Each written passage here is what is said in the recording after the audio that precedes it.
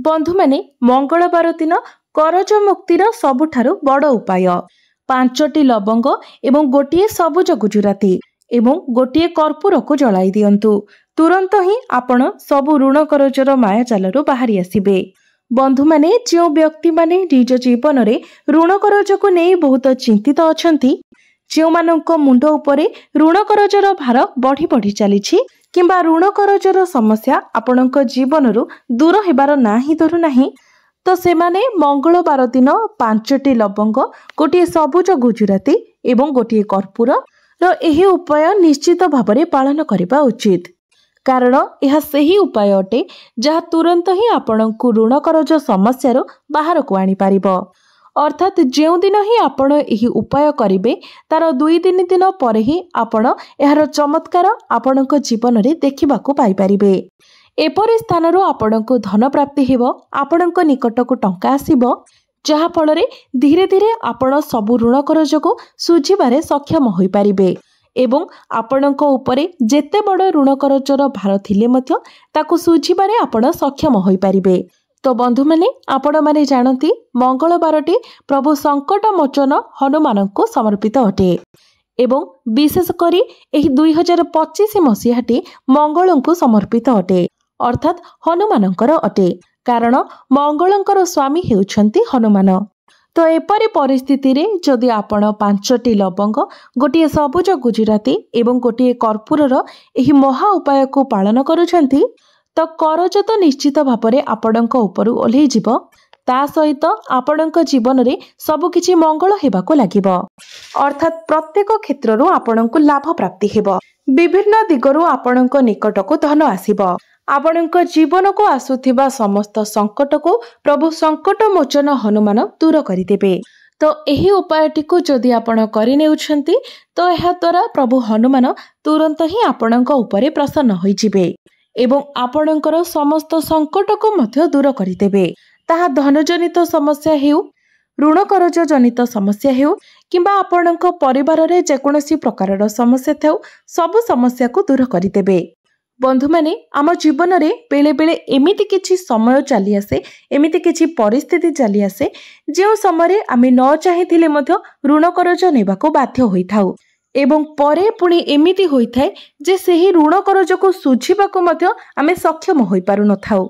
तेबे आपण जदि प्रभु हनुमान को विश्वास करती, भक्ति करती, तो आपण विश्वासर सहित जदि एही उपायटी पालन करिवे तो निश्चित भावरे एहार प्रभाव आपण आपणक जीवन रे देखिबाकू पाइबे। तो बंधु माने आसंतु जानि नेबा सेही उपाय गुडिक विषय। तेबे ता पूर्वरु आपण माने भिडियोटी को लाइक करी चैनलटी को सब्सक्राइब करि दियंतु एवं कमेंट बॉक्स रे भक्ति एवं श्रद्धार सहित जय हनुमान निश्चय लिखंतु। तो बंधु माने सेही उपायटी पई आपणको 5टी लवंग नेबार अछि। तेबे ध्यान रखिबे सेही लवंग गुडिक जेमिति पूरा निखुण होइतिबो सेति प्रति आपण ध्यान रखिबे, जेमिति कोनोसी जगारु भांगी नथिबो किंबा किछि भी खराब न होइतिबो सेति प्रति आपण ध्यान रखिबे। सेमिति आपणको गोटिए निखुण सबुज रंगर गुजराती मध्य नेबार अछि एवं गोटिए कर्पूरर खंड नेबार अछि। तापरे आपणको गोटिए दीप प्रस्तुत करिवार अछि, सेही दीपरे आपणको सोरिष तेल देबार अछि। तापरे ए सबु जिनिस को नै आपण निजर पूजा घरे बसी जांतु किंबा आपण चाहिले कोनोसी हनुमान मंदिर रे मध्य एही उपाय को आपण करि परिबे। जदि आपणको घरे प्रभु हनुमानकर कोनोसी प्रतिमा किंबा फोटो चित्र रहिछि तो आपण घरे करि परिबे। आपण चाहिले हनुमानकर मंदिर रे मध्य एही उपायटी को आपण करि परिबे। तो बंधु माने जदि आपण घरे एही उपायटी करूछंती तेबे मंगलवार दिन आपणको एही उपाय करिवार अछि। मंगलवार दिन संध्या समय एही जिनिस गुडिक नै आपण पूजा घर को जांतु। संध्या 6टा परे आपण एही उपाय को करि परिबे। तो संध्या 6टा रु नै राति 9टा मध्य रे आपण एही उपाय को करि परिबे। तेबे आपण जो लवंग गुजराती एवं कर्पूर नैछंती ताको आपण कोनोसी माटीर पात्र रे किंबा कोनोसी माटी दीप रे रखि दियंतु। तापरे आपण सोरिष तेलर जो दीप नैथिबे ताको आपण प्रभु हनुमानक सम्मुख रे जळाइबे। तो एतिकी कार्य करि सारिबा परे आपणको एक मंत्रर उच्चारण करिवार अछि, ओम हम हनुमते नमः। तो जदि आपण एही मंत्र को पढ़ी पारु नाहंती तेबे जय सीताराम एही भली भाबरे 11 थर आपणको कहिबार अछि। तापरे आपण जे 5टी लवंग गोटे गुजराती एवं गोटे कर्पूर नै माटी पात्र रे किंबा माटी दीप रे रखिथिबे ताको आपणको जळाइबार अछि एवं सेथिरे आपणको प्रभु हनुमान को आळती करिबार अछि एवं जेतेबेले एहा संपूर्ण भाबरे जळि जिवो तापरे सेथिरे जो पाउंस रही जिवो सेही पाउंस को आपण गोटे डब्बा भितरे भरि नेबार अछि। तापरे आपण किछि जलरे एही पाउंसरु किछि मिसाई निजर मुख्य द्वार उपरे छिंचिबार अछि एवं प्रत्येक दिन एही पाउंसरु किछि आपणको निज मथारे तिलक भली लगाइबार अछि। तो बंधु माने एही उपायटी बहुत ही सहज एवं सरल अटे। मात्र एही सहज उपाय द्वारा आपण बड़रु बड़ करजरु मध्य मुक्ति पाई परिबे। तेबे आपणको आउ गोटे कथार ध्यान रखिबार अछि जे मंगलवार दिन आपण प्रभु श्रीरामंकर कोनोसी मंत्र पाठ करिबार अछि, प्रभु श्रीरामंकर नाम जप करिबार अछि। जदि विश्वासर सहित आपण एही उपायटी को करि नेउछंती तो निश्चित भाबरे खूब शीघ्र आपण ऋण करजरु मुक्त होई जिवे। तेबे एही उपायटी को आपणको लगातार 4टी मंगलवार पर्यंत करिबार अछि।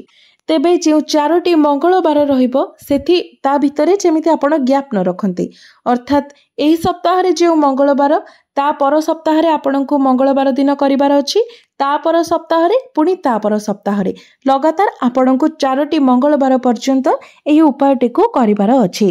तेबे आउ गोटे कथा ध्यान रखिबे, आपण प्रथम मंगलवार दिन जो समय एही उपायटी को करिथिबे ता पर जे 3टी मंगलवार रहिला सेतेबेले मध्य आपण ठीक सेही समय एही उपायटी को करिवे। तो एहा तो थिला ऋण करजरु मुक्ति पाइबार महा उपाय। एबे आसंतु जानिबा मनस्कामना पूर्तिर महा उपाय। तो बंधु माने जदि आपणकर एपरि कोनोसी एक मनस्कामना रहिछि जहा आपणकर पूर्ण होई पारु नाही, आपणको एपरि किछि जिनिसर आवश्यकता अछि जहा आपणको मिली पारु नाही, तो बंधु माने एही उपाय पाई आपणको लाल रंगर फूल नेबार अछि, कारण लाल रंगर फूल प्रभु हनुमान को अत्यंत प्रिय अटे। तो आपण चाहिले नाली रंगर मंदार फूल किंबा नाली रंगर गोलाप फूल नै पारिबे। तेबे एही उपायटी को आपणको 5टी मंगलवार पर्यंत करिबार अछि। तो 5टी मंगलवार पर्यंत आपणको प्रभु हनुमान को नाली रंगर फूल अर्पण करिबार अछि। निश्चित भाबरे आपणकर समस्त मनस्कामना को प्रभु हनुमान पूर्ण करिवे। एबे आसंतु जानिबा तृतीय उपायटी विषय। तो एही उपायटी पालन करिबा द्वारा आपणको जीवन को जहाँ भी किछि संकट आसुची से सब को प्रभु हनुमान दूर करिदेबे। आपणको जीवन रे एही उपायटी करिबा परठारु केवल मंगल ही मंगल हेबो।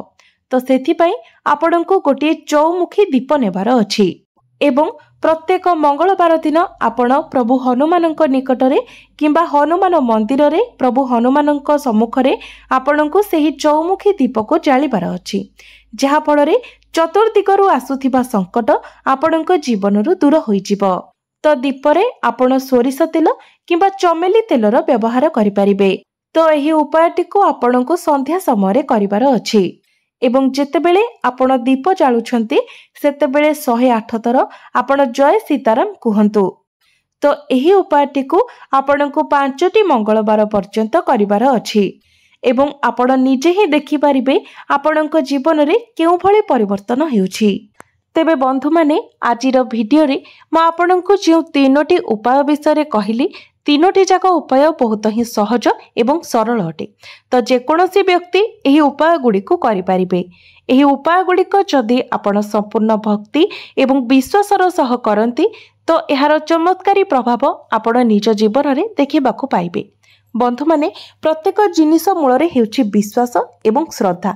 आपण जदि 100% विश्वास एवं श्रद्धा रखी प्रभु हनुमान उपरे विश्वास रखी एही उपाय गुड़िक करुछंती तो निश्चित भावरे खूब कम समय ही आपण निजर जीवन रे परिवर्तन हेबार देखिबाकू पाइबे।